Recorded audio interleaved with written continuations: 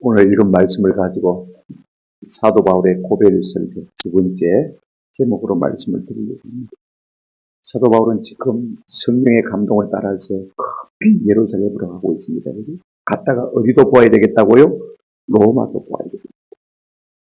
온 세계의 수도인 로마의 심장에 복음을 좀 전하기로 하는 열망이 그 가운데 있는 것을 볼 수가 있습니다. 급히 가니까 그 사랑하는 에베소 교회를 들리지도 못했어요.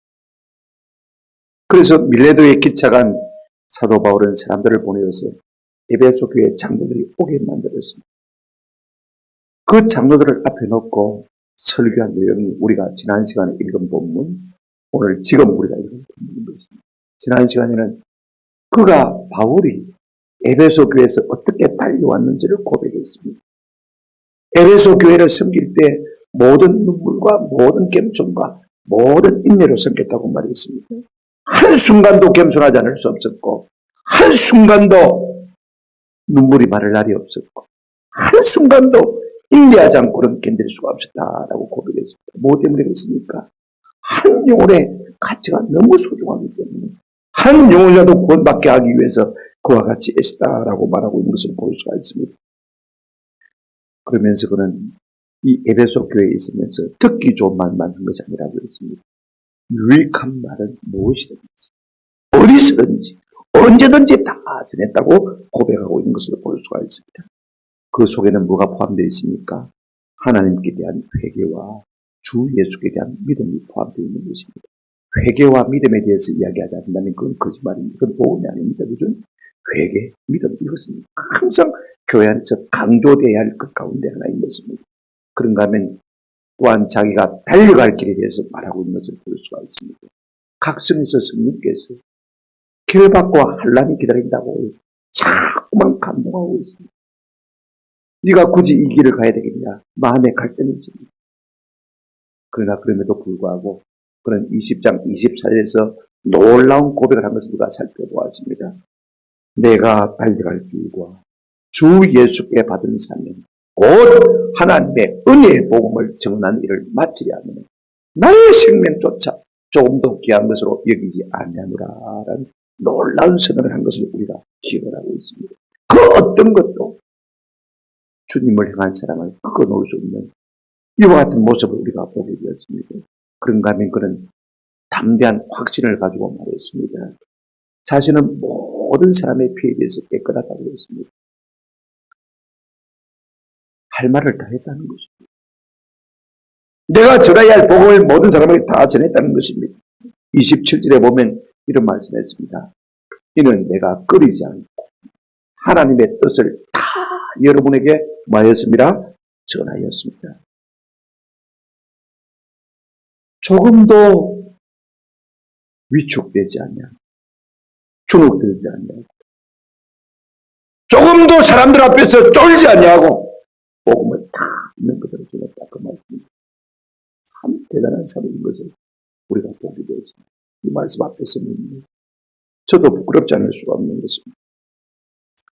이제 오늘 본문은 이 에베소 교회 장로님들을 앞에 두고 마지막으로 당부하는 내용이 기록이 되어 있습니다. 그 당부가 뭐냐? 한마디로 말하면 내가 하던 것처럼 하십시오. 내가 여러분에게 본을 보인 것처럼 그렇게만 하십시오. 아니 전임자가 저같이 별로 무지한 사람이라면 그죠? 다음 부임자가 일하기가 참 쉽습니다. 그러나 전임자가 저 정필도 목사님 같은 분이라든지 그죠? 그제 교회 김종환 목사님 같은 분이라면 부임자가 참 힘들 것입니다. 엄청 부담이 되지 않습니까? 그런데 뭐라고 말하고 있습니까? 내가 하던 대로만 하십시오. 그러면 잘 될 것입니다. 이렇게 마지막 당부가 하고 있는 것을 우리가 볼 수가 있습니다. 그게 세 가지로 우리가 생각하려고 합니다. 바울의 권면입니다. 바울의 위탁입니다. 바울의 모범입니다. 첫 번째로 우리가 생각할 것은 이 바울의 권면입니다. 상대가 지금 에베소 교회 장로들입니다. 그들 뭐라고 권면하고 있습니까? 다시는요 에베소 교회 장로들을 만날 수가 없을 것입니다. 애타는 마음으로 두 가지 명령에게 권고를 하고 있는 것을 볼 수가 있습니다. 한번 따라합시다. 삼가하십시오. 깨어 있으십시오. 두 가지 명령입니다. 여러분 사람이요 신앙생활을 하려면 지도자가 되려면 소극적으로는 삼가하는 것이 있어요. 조심하는 것이 있어요. 주의하는 것이 있어야 됩니다. 여러분 조심해야 될 것이 한두 가지가 아닙니다. 말조심해야 되거든요. 무슨 행동을 하든지 진중해야 됩니다. 참 중요해요. 적극적으로 염두에 두어야 할 것이 있습니다. 내가 항상 껴있지 않으면 당합니다. 내뿐만 아니라 다른 사람까지도 망하게 되어 있습니다. 그러므로 항상 우리가 껴있습니다. 이 두 가지를 꼭 명심하라고 사도 바울은 에베소 교회 장로를 하면서 그렇게 고민하고 있는 것을 볼 수가 있습니다. 첫 번째 뭐라고 했습니까? 소극적으로 말하고요. 삼가라. 조심하라. 이렇게 말하고 있습니다. 28절 한번 보십시오. 여러분은 자기를 위하여 또는 온 양떼를 위하여 말하 삼가라. 삼가라 말은 주의하라, 조심하라 말이죠. 여러분 신앙의 길, 지도자의 삶은 삼가할 것을 상가하는 것으로부터 시작되는 것입니다. 내 마음대로 사는 사람은 신앙 삶을 살 수가 없습니다. 지도자의 길을 걸어갈 수가 없습니다. 마땅히 조심해야 할 것을 조심할 줄 아는 사람, 그 사람이 비로소 신앙의 길을 걸어가는 사람이고 지도자의 길을 걸어가는 사람입니다. 왜 우리가 삼가해야 되는 것입니까? 누구를 위해서 그렇게 해야 되는 것입니까? 오늘 본문 한번 보시길 바랍니다. 여러분은 자기를 위하여 또는 온 양떼를 위하여 삼가라 그랬습니다. 여러분 이 말이 참 중요해요. 무엇 때문에 내가 조심해야 되느냐? 나를 위해서, 첫째는 나를 위해서입니다. 한번 들었어요. 나도 잘못될 수가 있습니다. 사람들의 위대한 착각이 뭐냐면요. 나는 괜찮다고 생각합니다. 나는 옳다고 생각합니다. 나는 바르다고 생각하는 것이야말로 가장 위대한 착각. 나도 얼마든지 잘못될 수가 있습니다. 왜 우리가 조심해야 됩니까? 우리 자신을 위해서 조심해야 됩니다. 아멘? 내가 굳게 서기 위해서는 조심해야 되는 것이죠. 그 다음에 한번 더 합시다. 온 양떼를 위하여 내가 책임지고 있는 사람들을 위해서, 내 가족들을 위해서, 내가 맡고 있는 학생들을 위해서, 우리 구역 식구들을 위해서, 우리 교회를 위해서 내가 조심합니다. 이 같은 은혜가 있기를 주님의 이름으로 축원합니다. 왜 조심해야 됩니까? 지금 바울의 권면을 듣고 있는 사람이 누굽니까? 에베소 교회 장로들입니다. 지도자들. 두 가지 이유 때문에 조심해야 됩니다. 첫째, 오늘 본문에 보시기 바랍니다. 성령이 그들 가운데서 한번 들합시다. 여러분을 감독자로 삼고. 누가 감독자로 삼았다고 했습니까? 성령께서 삼았다. 아니, 사람 누가 나를 세운 건 아닙니다. 그죠? 교회에서 투표해서 나를 뽑아준 거 아닙니다. 내가 될 만해서 된 것 아닙니다. 내가 될 만해서 됐다고 생각하는 사람들은요, 되고 난 다음에 자기 마음대로 할 가능성이 많은 사람입니다. 그러나 하나님께서 이렇게 주신 직분은 한번 들었다. 성령께서 주신 것입니다. 하나님이 주셨다고 말씀입니다. 하나님이 맡겨주신 직분이라면 우리가 두렵고 떨리는 마음으로 감당해야 될 줄로 믿습니다. 또 하나, 무엇 때문에 주셨습니까? 오늘 28절에 이렇게 말하고 있습니다. 성령이 그들 가운데 여러분을 감독자로 삼고, 그 다음에 뭐라고 했습니까? 하나님이 자기 피로 사신 교회를 마게 하셨다고요? 보살피게 하셨다. 이 보살핀다는 말은 목양한다는 말입니다. 양떼를 친다는 말입니다. 양을 치듯, 그죠? 그렇게 그들을 돌보고 양육하고 먹이도록 우리에게 이 직분을 주셨다. 그렇게 말하고 있습니다. 그런데 사도 바울이 교회를 뭐라고 표현하고 있냐면 그 표현이 참 기가 찹니다. 한번 보십시오.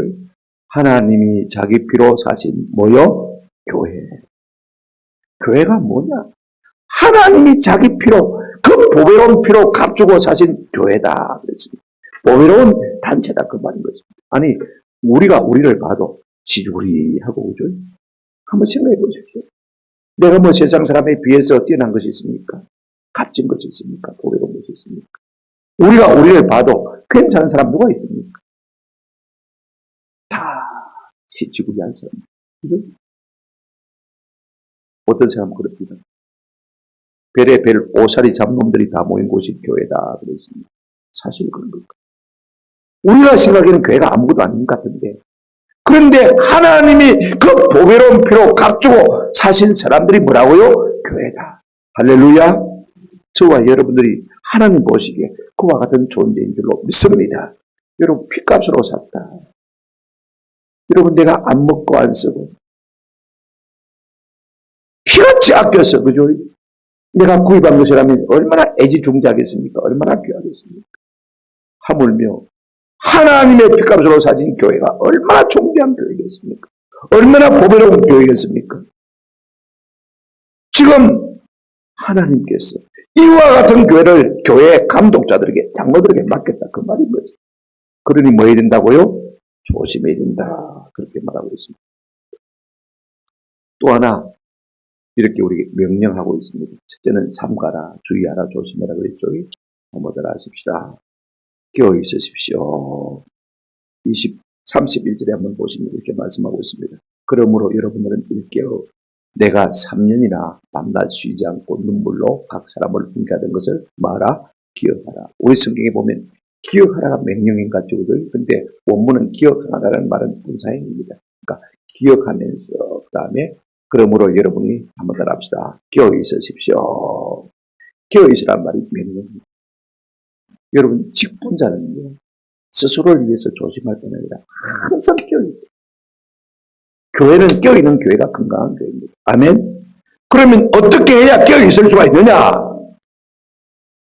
앞선 신앙의 선배들의 모범을 따를 때 우리가 깨어있을 수 있는 사람이 되는 것입니다. 무엇을 우리가 각성할 수가 있습니까? 오늘 이렇게 말하고 있습니다. 그러므로 여러분이 일깨어서 내가 3년이나 밤낮 쉬지 않는다. 그래서 바울이 행한 행동적으로 삶입니다. 모범입니다. 그 다음에 각 사람을 훈계했던 것을 말하, 기억하라. 말도 기억하고 삶도 기억하라. 그 말씀인 것입니다. 헌신된 태도, 그 다음에 유익한 교훈 다 기억하라는 것입니다. 어떻게 가르쳤는지 가르친 삶의 자세도 기억하고, 무슨 말로 가르쳤는지 그 가르친 교훈도 기억하라. 그 말씀인 것입니다. 삶도 기억하고 말도 기억하라. 그 말씀인 것입니다. 아, 그때 그분이 그랬지. 이것으로 그치라는 것이 아닌 것입니다. 그렇게 깨닫고 그렇게 살도록 깨어있으라. 할렐루야. 아, 옛날에 어른들이 그렇게 말씀하셨는데 그걸로 그치면 안 됩니다. 지금 당장 어떻게 됩니까? 기억하고 어떻게 해요? 깨어서 각성해서 나도 그렇게 살아야지. 할렐루야. 이것이 지도자의 삶인 것입니다. 왜 일깨어서 기억하라고 하느냐, 왜 깨어있으라고 하느냐. 29절 30절 두 가지 이유 때문입니다. 바울이 떠나고 나면 내가 떠난 후에 사나운 이리가 여러분에게 들어와서 양떼를 아끼지 아니하며 또한 여러분 중에서도 제자들을 끌어 자기를 따르게 하려고 어거진 말을 하는 사람들이 일어날 줄을 압니다. 원문은 앞에 내가 안다. 뭘 아느냐? 사나운 이리가 교회에 들어올 것을 압니다. 여러분 중에서도 거짓 교사가 될 사람이라는 사실을 내가 안다. 이렇게 말하고 있는 것을 볼 수가 있습니다. 중요한 부분입니다. 교회는 진리의 공동체이기 때문에 교회를 오염시키려고 사단은 빽방으로 들어갑니다. 우리가 주의 말씀을 지키려고 애를 쓰는 것 이상으로 마귀는 교회를 넘어뜨리려고요. 거짓을 자꾸 가져오는 것입니다. 거짓 교사를 들이고 거짓 신자를 들여서 교회를 어지럽게 만들 것입니다. 혼란스럽게 만들 것입니다. 외부에서 그와 같은 노래를 할 것이라고 했습니다. 마귀가 가만히 있겠습니까? 한번 생각해 보십시오. 바울이 떠나고 나는 찬스입니다. 노마크 찬스입니다. 영적 껴있는 사람이 없습니다. 그러면 이제 거짓 교사들이 더욱이 되어지고 온갖 가문 이슬로 교회를 속일 것입니다. 우리 한국 일제강점기 때 교회가 그랬습니다. 신사참배하라고 그러니까 많은 목사들이 뭐라고 했습니까? 해도 됩니다. 국민 의례다 그랬습니다. 우리 신앙의 선배들은 우상 숭배다 하면 안 된다. 그러고는 자기들이 감옥 갔습니다. 순교를 했습니다. 속지 마. 몇 년 전에 우리 WCC 총회가 한국에서 있었습니다만 조심해야 됩니다. WCC는 어떤 사상입니까? 뭐로 가도 술만 가면 된다는 거죠. 모든 종교가 다 고는 이런 종교다라고 말하고 있습니다. 그러나 성경은 그렇게 말하고 있지 않습니다. 내가 꽃길이요 진리요 생명이라고 우리 예수님 말씀하셨고 누구든지 나로 말미암지 않고는 하나님 나라의 아버지 나라에 갈 자가 있다 없다? 없다고 했습니다. 오직 예수를 믿는 길을 통해서만 구원받을 수 있다고 했는데 여러분 WCC는 그렇게 말하지 않습니다. 뭐로 가도 술만 가면 된다고 말하고 있습니다. 조심해야 됩니다. 구원파 신천지 조심해야 됩니다. 동성애 지지하는 사람들 조심해야 됩니다. 물론 그 사람이 영혼도 불쌍히 여기기 위해서 그렇게 하는 말이겠지만 그렇게 하면 안 됩니다. 자꾸 민주당에서 이걸 입법하려고 보겠다. 집어넣었다가 또 꺼내내고 또 또 집어넣다 떨어지면 지금도 계속 싸우고 있는 중입니다. 조심. 그런가 하면 왜 우리가 껴있어요? 여러분 중에도 거짓 교사가 될 수 있는 사람이 나올 수 있기 때문에 그렇다고 했습니다. 여러분 참 조심해야 됩니다. 내가 완벽한 사람이 아닙니다. 그러므로 선줄로 생각하는 자는 넘어질까 마라 조심하라. 여러분 내가 천년만년 오른 거 아닙니다. 이거 아세요? 해보니까 괜찮거든요. 사람들이 나를 따르거든요. 여러분 이단이 왜 이단이 됩니까? 잘못된 교리를 퍼뜨려서 이단도 되지만요. 두 번째가 중요한 것이 자기 사람으로 만들기 때문에 이단입니다. 그리스도를 쫓는 사람이 아니라 누구를 쫓는 사람이요? 자기를 쫓도록 만드니까 이단되는 거죠. 저는 우리 교회에서 30년 넘게 목회를 했지만 여태까지 한 번도 내 편으로 만들려고 노력한 사람이 한 사람도 없습니다. 저 사람 내 편으로 만들어 놓으면 도움이 되겠다. 한 번도 그런 적이 없습니다. 도움이 되겠지만은요. 그렇게 하는 것을 하나님께 빠져나가는 걸 알기 때문에 안 되는 것입니다. 이단들 특징이 무엇입니까? 그리스도의 사람으로 만드는 것이 아니라 전부 자기 사람으로 만드는 것입니다. 사도 바울의 권면이 무엇입니까? 그 지도자를 앞에 놓고 여러분 조심하십시오. 삼가십시오. 다음에 무엇입니까? 껴있으십시오.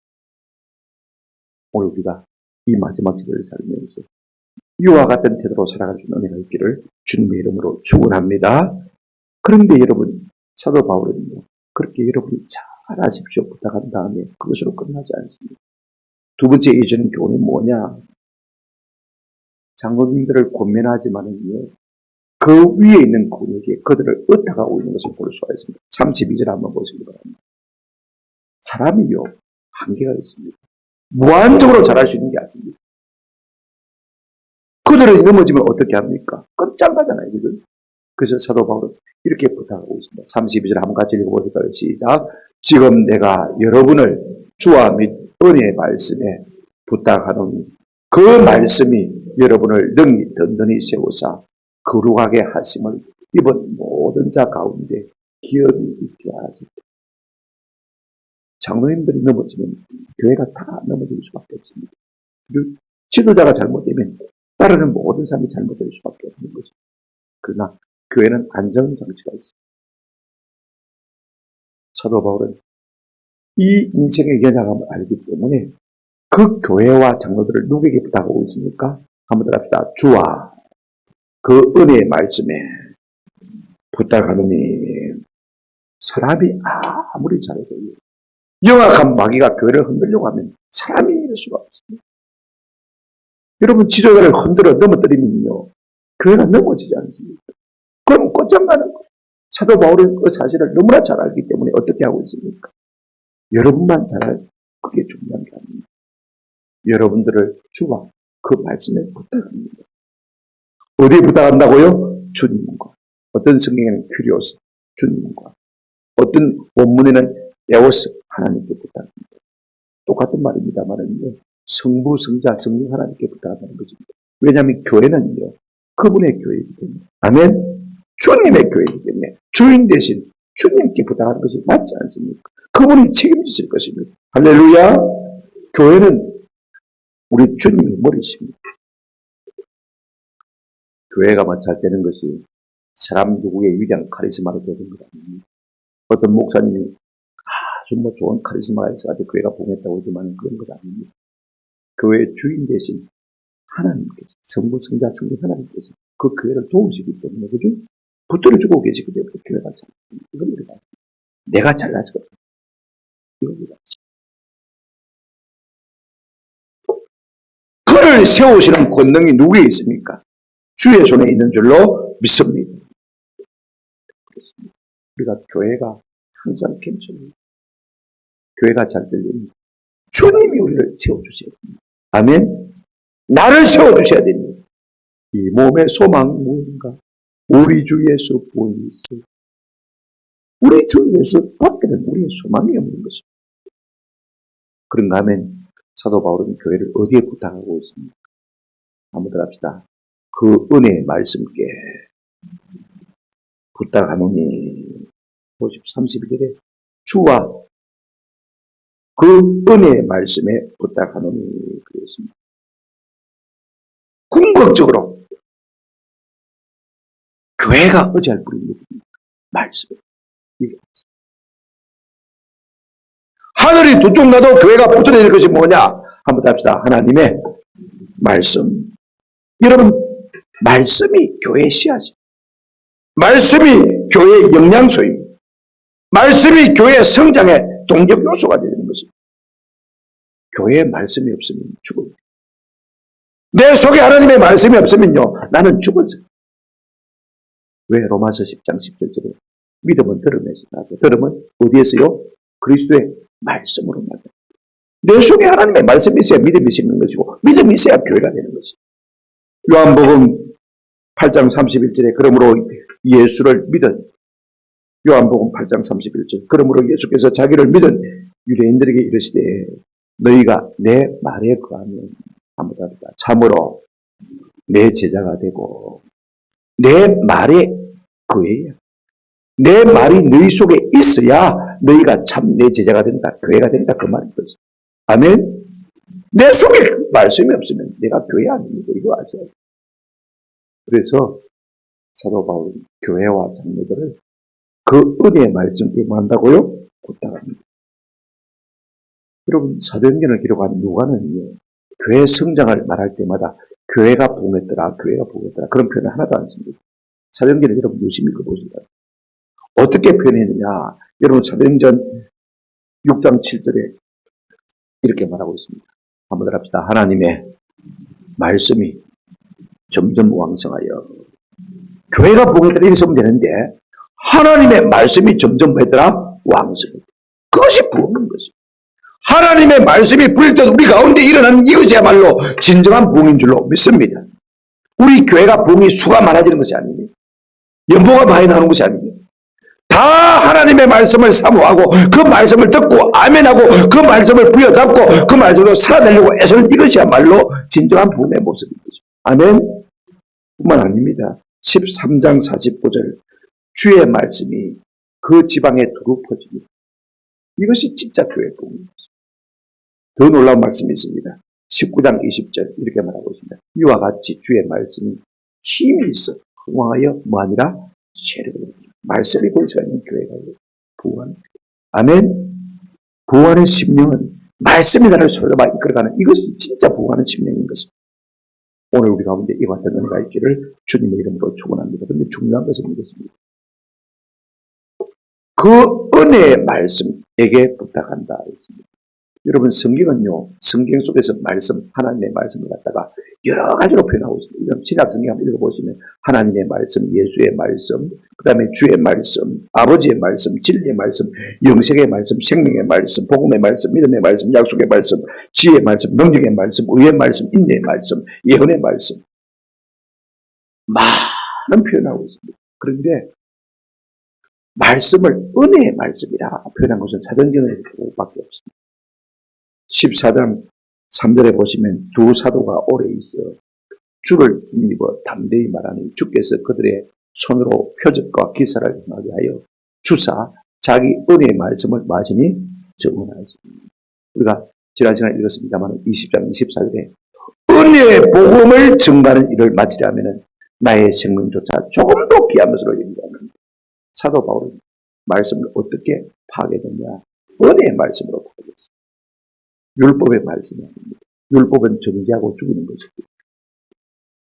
사도 바울은 자기 생을 고백할 때 고린도전서 15장 10절에 한번 합시다. 나의 나된 것은 은혜로 말미암은 것이라. 사실 그는 예수를 핍박한 사람이었습니다. 그의 몸된 교회를 핍박했습니다. 예수 믿는 사람을 잡아오게 가지고 죽이고 그죠? 심지어는 스데반 집사까지 죽이지 않았습니까? 살인자입니다. 그와 같은 사도를 바울을 사울을 우리 부활하신 주님께서 그 자리에서 죽이지 아니하였습니다. 탁 틀어서 내 복음을 위해서 살라고 틀어주신 간섭해 주신 그것이 무엇입니까? 은혜입니다. 내 인생 덩어리가 은혜입니다. 주님의 말씀이 은혜이구나. 율법 반대되는 말이 무엇입니까? 은혜. 그죠? 은혜. 그래서 은혜의 말씀을 부탁합니다. 은혜가 오면 사람이 살아날 줄로 믿습니다. 왜 은혜의 말씀께 부탁하는 것입니까? 여러분, 사람 누가 아닙니다. 그 말씀이 우리를 붙들어야 해요. 어떤 역사가 일어납니까? 오늘 본문 32절을 여러분 잘 생각해 보시기 바랍니다. 그 은혜의 말씀에 부탁하는 이유. 그 말씀이 여러분을 한번 따라합시다. 능히 든든히 세우사. 사람 누가 나를 능히 든든히 세우는 게 아닙니다. 말씀이 들어가야 믿음의 반석 위에 우리가 든든히 서는 은혜가 있게 되어줄 줄로 믿습니다. 든든히 세운다는 말은 신앙의 집을 짓게 한다 그 말씀입니다. 여러분, 우리가 집을 지으려면 어떻게 합니까? 털을 닦아야 되죠. 기초를 다져야 되죠. 그 다음에 기둥을 세워야 되죠. 숟가락을 놔야 되죠. 지붕을 얹어야 되죠. 벽을 쌓아야 되죠. 창을 내야 되죠. 그 다음에 집을 짓고 나면 어떻게 합니까? 집안에 싱크대도 만들고 화장실도 만들고 방도 만들어야 되죠. 오늘 우리의 신앙의 집을 짓게 만드는 것이 뭐냐? 말씀인 것입니다. 말씀이 들어가서 어떤 사람은 신앙의 기초를 다지게 하고, 어떤 사람은 지붕을 만들기도 합니다. 어떤 사람은 창을 내기도 하고, 어떤 사람은 아름다운 화장실을 만들기도 하고. 말씀이 들어가면 우리의 신앙의 인기 아름다운 집이 지어진다는 것입니다. 그래서 수시로 우리가 하나님의 말씀을 들어야 돼요. 이 말씀을 듣다가 내 영혼에 창이 생길지 누가 합니까? 할렐루야! 이와 같은 은혜가 우리 가운데 주어진 것입니다. 이 말씀이 여러분을 능히 든든히 마사 아름다운 집을 짓게 하라. 그 말씀입니다.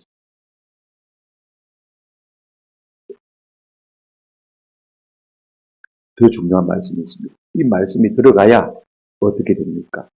자, 그 다음 말씀입니다. 보십시오. 32절. 든든히 세우사. 그 다음에 같이 또 하겠습니다. 시작. 거룩하게 하심을 입은 모든 자 가운데서 기업이 있게 하시고. 말씀이 들어가야 기업을 걷고. 이게 기업이 뭐냐? 유산이죠. 그죠? 그러면 기업이 뭐냐? 우리가 성경 보십시다. 베드로전서 1장 4절에 이렇게 말씀하고 있습니다. 우리가 누리게 될 기업이 뭐냐면 이렇게 말씀하고 있습니다. 같이 읽겠습니다. 시작. 썩지 않고 더럽지 않고 쇠하지 아니하는 기업을 있게 하시나니 곧 너희를 위하여 하늘에 간직한 것이. 우리를 위하여 하늘에 간직한 것이 무엇입니까? 천국, 하늘나라, 하나님의 나라.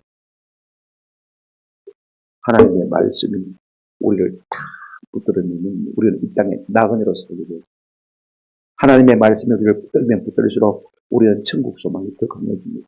하나님께서 그걸 내게 선물로 주셨습니까? 내게 유산으로 주셨습니까? 이 땅의 것이 전부가 아닙니다. 말씀이 없는 사람은요, 이 땅의 것이 전부입니다. 그죠? 말씀이 있는 사람은요, 이 땅의 것은 아닙니다. 눈에 보이는 것이 보이는 것이 아닙니다. 눈에 보이지 않는 것이 진짜 많은 것이라고요? 보이는 것이라고 했습니다. 오늘 이와 같은 확신이 말씀으로 말미암아 우리 가운데 있기를 주님의 이름으로 축원합니다. 그러므로 교회를 교회되게 하고 성도를 성도되게 하는 게 뭐냐? 우리 주님이죠. 주님의 그 은혜의 말씀인 줄로 믿습니다. 그래, 여러분 사도 바울이 이 교회를 주님의 앞에 부탁드렸더니 우리가 요한계시록 2장 2절 3절에 보면 부활하신 주님께서 에베소 교회를 향해서 뭐라고 말씀하셨습니까? 주의 은혜의 말씀께 이들을 부탁했더니 어떤 교회가 되었습니까? 참 좋은 칭찬 듣는 교회가 된 것을 볼 수가 있습니다. 내가 네 행위와 수고와 내 인내를 알고 또 악한 자들을 용납하지 아니한 것과 자칭 사도로 하되 아닌 자들을 시험하여 그의 거짓된 것을 네가 드러낸 것과 또 네가 참고 내 이름을 위하여 견디고 게으르지 아니한 것을 마누라. 그 말씀대로 살더라 그 말입니다. 그 말씀이 그대로 붙들어 주셔서 승리하는 교회, 이기는 교회가 되게 하시더라고요. 오늘 우리 교회도 우리 주님이 우리를 붙들어 주시고 주의 은혜의 말씀이 우리를 붙들어 주셔서 마지막 주님 오시는 그날까지 승리하는 그런 은혜가 있기를 주님의 이름으로 축원합니다. 여러분, 어린이 성경학교 주제가 말씀을 품은 어린이입니다. 여러분, 이 죄악된 세상, 험한 세상 살아가야 되는 우리의 자녀손들이 말입니다. 말씀을 품고 살아간다면 반드시 승리할 줄로 믿습니다. 그 말씀이 우리를 붙잡아 주셔야 되는 것입니다. 아멘. 제가 존경하는 우리 서울 소망교회를 개척하고 지금 은퇴하신 곽선희 목사님 1년에 한 번 정도 만납니다만 볼 때마다 존경스러워요. 저는 이분이야말로 한국의 사도 바울 생각, 목회 천재라고 생각해요.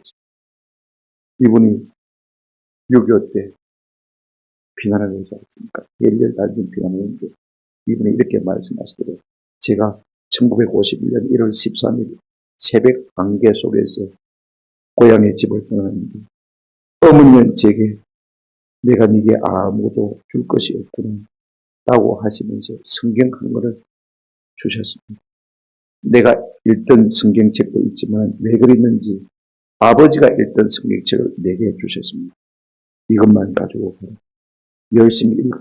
지금처럼 하루에 5장만 계속 읽어라. 그러면 긴 열일 것이다. 내가 약속할 것은 내가 너를 위해서 새벽마다 기도한다는 것 외에는 내가 약속할 수 있는 것이 없구나. 그리고는 고향을 떠났습니다. 어머니 유산은 낡은 성경책 하나밖에 없었습니다. 그러나 그 말씀이 나를 보호하고 그 말씀이 나를 지혜롭게 하고 그 말씀이 나를 지켜서 오늘 여기 있는 것입니다. 그분이 한 말 제가 그대로 인용합니다. 혈렬 단식입니다. 가진 것 하나도 없어요. 그렇게 성경책 하나 들고 딸랑 나만으로 피난왔는데 그 말씀이 그의 고백대로 그를 지켜주시고 그 6.25 전쟁 통해서 지켜주셨고 6.25 전쟁이 끝나자마자 미국 플러시락 대학원에 가서 유학을 해서 박사학위를 받고 소망교회를 개최해서 구치의 교회를 만들지 않았습니다. 그분은 늘 그렇게 고백합니다.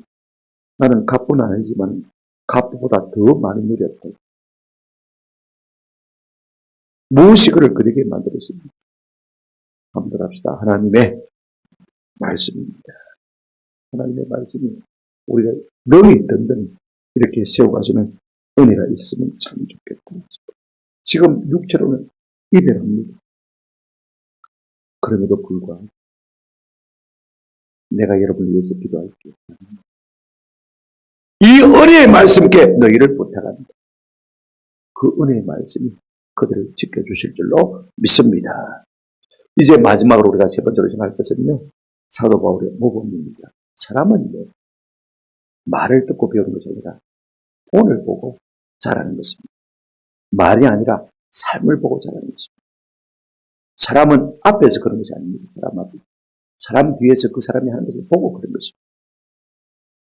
말이 많을수록 사람은 그 삶이 빈곤한 것보다 다 잘 알고 있지 않습니까? 사도 바울은 모범에서 합니다.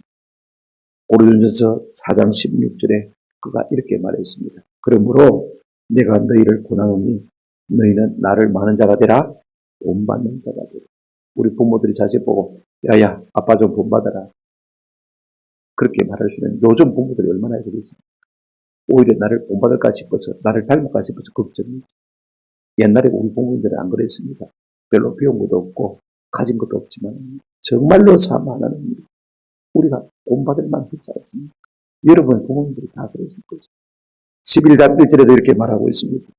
내가 그리스도를 본받는 자 된 것 같이 너희는 나를 말아 본받아. 그만큼 그는 모범에 자신이 있다는 말씀인 것입니다. 뭘 본받으라고 말하고 있습니까? 첫째 소극적으로 내가 아무의 재산도 탐내지 아니한 것, 탐하지 아니한 것, 그거 좀 너희가 본받아라. 33절을 보실까요? 다 같이 읽겠습니다. 시작. 내가 아무의 은이나 금이나 의복을 탐하지 아니하고. 은이나 금이나 의복이나 요즘 같으면 그렇게 말하겠죠. 동산이나 부동산이나 주식이나 성명성 탐하십니다. 여러분 이단이 왜 이단이 됩니까? 두 가지 때문에. 바른 복음에서 벗어났기 때문에. 두 번째가 뭐냐면 돈 문제. 돈을 탐하기 때문에 이단이. 이게 참 중요합니다. 하나님의 사람은요. 더러운 일을 탐하지 않습니다. 디모데전서 3장 8절에 집사들마저도 이렇게 말하고 있습니다. 이와 같이 집사들도 정중하고 일고이견을 하지 아니하고 술에 임박히지 아니하고 더러운 일을 말하지 아니하고요. 탐하지 않습니다. 장로뿐만 아니라 집사들도 더러운 일을 탐하지 않습니다. 그 다음에 사도 베드로는 베드로전서 5장 2절에 이렇게 말하고 있습니다. 너희 중에 있는 하나님의 양물을 치되 억지로 하지 말고 하나님의 뜻을 따라 자원함으로 하며 더러운 이득을 위하여 하지 말고 마요 기꺼이 돈 때문에 하지 말아라. 이렇게 하면 내가 이득을 볼 것이다. 그런 것 때문에 하지 말아라. 그렇게 추잡한 일을 하지 말아라. 소극적으로 내가 어떤 아무의 이도 탐한 적이 없다. 이게 바울의 깨끗함입니다. 여러분 사무엘서도 사무엘상 12장 3절에 이런 고백이 있습니다. 내가 여기 있나니 여호와 앞과 그의 기름 부은 받은 자 앞에서 내게 대하여 증언하라. 내가 누구의 소를 빼앗았느냐, 누구의 나귀를 빼앗았느냐, 누구를 속였느냐, 누구를 압자했느냐, 내 눈을 흐리게 하는 뇌물을 누구의 손에서 받았느냐. 그리하였으면 내가 그것을 너에게 갚아야. 누구의 일을 탐하지 않는 것입니다. 오늘 가운데 더러운 일을 위해서 일하는 사람이 한 사람도 없기를 주님의 이름으로 축원합니다. 하나님이 주시면 받습니다. 그러니까 내가 손 내밀어 그걸 원하는 것을 하나님 기뻐하다. 둘째로 어떤 모범을 보였습니까? 34절 35절 여러분이 아는 바와 같이 이 손으로 나와 내 동민들이 쓰는 것을 충당하여 35절 범사에 여러분에게 모범을 보여준 바와 같이 수고하여 약한 사람들을 돕고 그랬습니다. 바울은 너희가 안다. 내 증인 아이가 다 봤다. 성교배 안 받았다는 이야기 아닙니다. 할 수만 있으면 나와 내 동행들을 위해서 이 두 손으로 일해서 내가 벌어서 성교비를 충당했다. 여러분 성교비 갖다 끌어 부으려면 이 땅에 있는 거 다 끌어 부어도 모자랄 겁니다. 한번 생각해 보세요. 생각해 보세요. 내가 내 욕망을 채우려면요. 이 땅에 존재하는 모든 것도 다 부족하고 사도 바울은 그런 방식으로 일하지 않았습니다. 내가 내 손으로 수고해서 나와 나의 동료들의 일행들의 모든 필요를 막고요 충당했다. 그뿐만 아닙니다.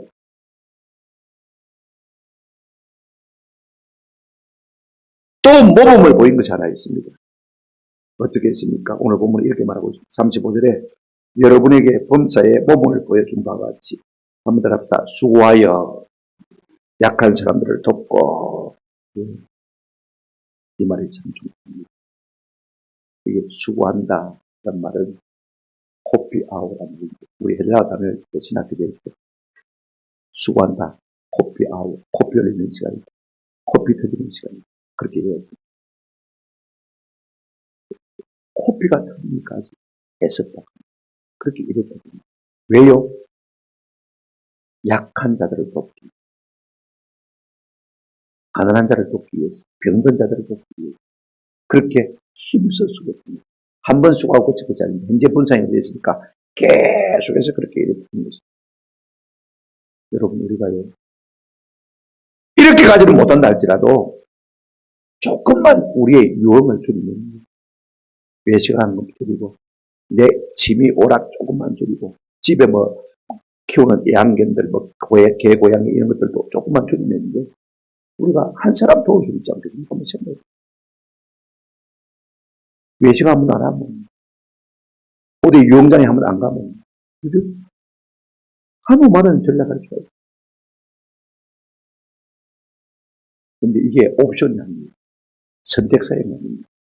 우리 성경에 빠뜨린 게 하나 있는데 여러분 반드시 해야 될 일이라고 바울은 우리에게 말하고 있습니다. 본문 다시 한번 보시기 바랍니다. 세 번으로 제가 읽어드리겠습니다. 35절 나는 모든 일에서 여러분에게 본을 보였습니다. 이렇게 힘써 일해야 힘써 일해서 약한 사람을 도와주는 것이 한번 더 합시다. 마땅합니다. 대의란 말은 반드시란 말인데 이 부사가 하나 있습니다. 반드시 해야 되는 일입니다.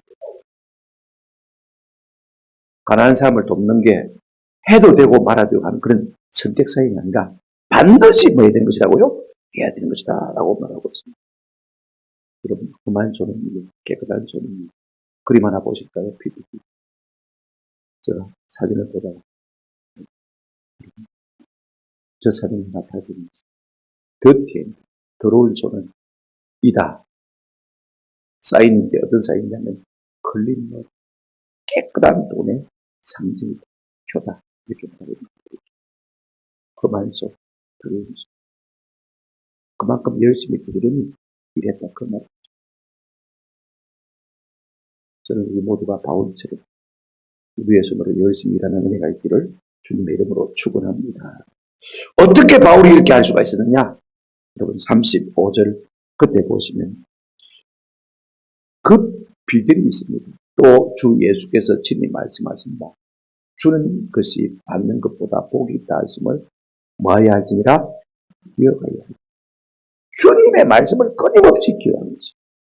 우리는 듣고 잊어버립니다. 말씀은 말씀이고 내 삶은 삶이라고 그렇게 생각합니다만 사도 바울은 그렇게 생각합니다. 끊임없이 주님의 말씀을 기억한 것이. 어떻게 해야 내가 복이 되겠는가? 어떻게 해야 내가 복된 삶을 살 수 있는가? 끊임없이 기억하면서 그 말씀을 실천하기 위해서 애썼다는 것입니다. 세번역 성경은 이렇게 말하고 있습니다. 그리고 주 예수께서 친히 주는 것이 받는 것보다 한번 더 합시다. 더 복이 있다. 우리 성경에 더란 말을 빠뜨렸습니다. 말론이란 헬라를 빠뜨렸습니다. 훨씬 더 복이 있단 말입니다. 받는 것보다 많은 것이요? 주는 것.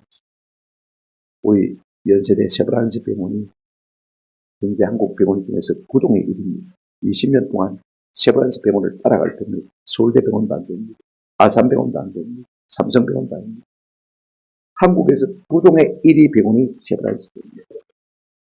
이 세브란스 병원을 세운 분이 누구냐면 에반스 선교사님인데 이름은 세브란스로 되어 있습니다. 왜냐하면 그 세브란스 한 분이 이 병원을 세우도록 돈을 기탁했기 때문에 에반스 선교사가 누구에 건너가서 교회들 다니면서 집회를 했습니다. 한국 땅에 근대식 병원을 좀 세워줘야 되니까 누구든지 뜻이 있는 분들은 기사해 주십시오. 근데 저 2층에 앉았던 이 세브란스가 이 에반스 선교사의 설교를 듣고 감동을 받았습니다. 그리고는 선교사 제가 이 일을 하고 있습니다. 그 당시에 100만 불입니다. 지금은 수억만 불이죠. 서울대 근처에 땅을 사고 근대식 병원을 지었는데 그 이름이 뭡니까? 세브란스 병원. 생명구지의 선교사입니다. 에반스 선교사 이름도 못 들어봤어요. 그리고 코리아 이름도 못 들어봤어요. 그 땅에 가보지도 못했어요. 그런데 그 에반스 선교사의 말을 듣고 100만 불을 그 당시에 개척을 했어요. 지금의 이 놀라운 세브란스 병원을 세운 것입니다. 연세대 가면 세브란스 동산 있죠. 거기에 보면 이름 그렇게 하나 써지고 있습니다. 한번 더 합시다. 받는 당신의 기쁨보다 주는 내 기쁨이 더 큽니다.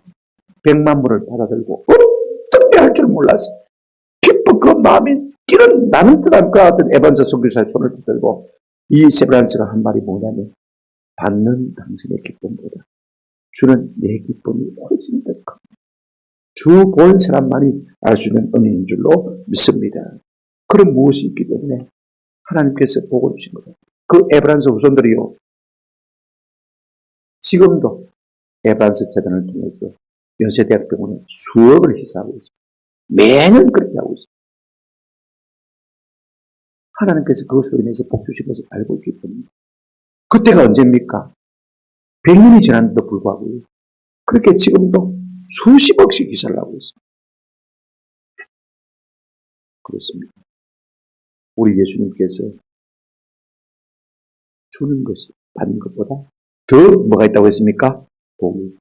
여러분 신약 성경에 눈을 딱 꼽아도 이런 말씀이 없습니다. 근데 우리가 갈라디아서 2장 9절 10절을 보게 되어지면 사도들이요.